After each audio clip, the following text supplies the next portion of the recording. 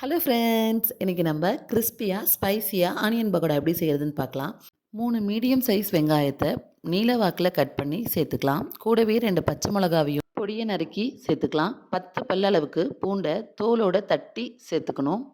1 spoon அளவுக்கு பெருஞ்சீரகமும் கொஞ்சமாக கருவேப்பிலையும் சேர்த்துக்கோங்க.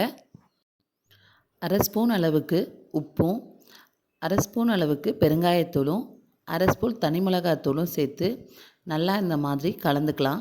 நல்லா க்ரஷ் பண்ணி கலந்து விட்டிங்கன்னா வெங்காயத்துலேருந்தே நமக்கு கொஞ்சம் ஈரப்பதம் கிடைக்கும்.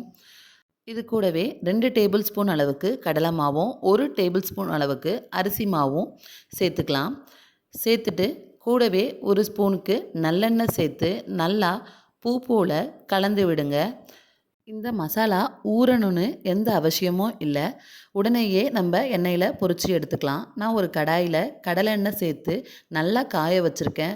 பூரி போடுற அளவுக்கு எண்ணெய் நல்லா சூடாக இருக்கணும். அதில் இந்த மாதிரி நம்ம ஆனியனை உதிர்த்து சேர்த்துக்கலாம். போட்ட உடனேயே கரண்டி வச்சு கிளறக்கூடாது. கொஞ்சம் நேரம் எண்ணெய் சலசலப்பு அடங்கினதும் இந்த மாதிரி திருப்பி விடுங்க. 2 பக்கமும் நல்லா கோல்டன் கலரில் முருகலாக ஆகட்டும். மீடியம் ஃப்ளேமில் வச்சு கலந்து விடுங்க.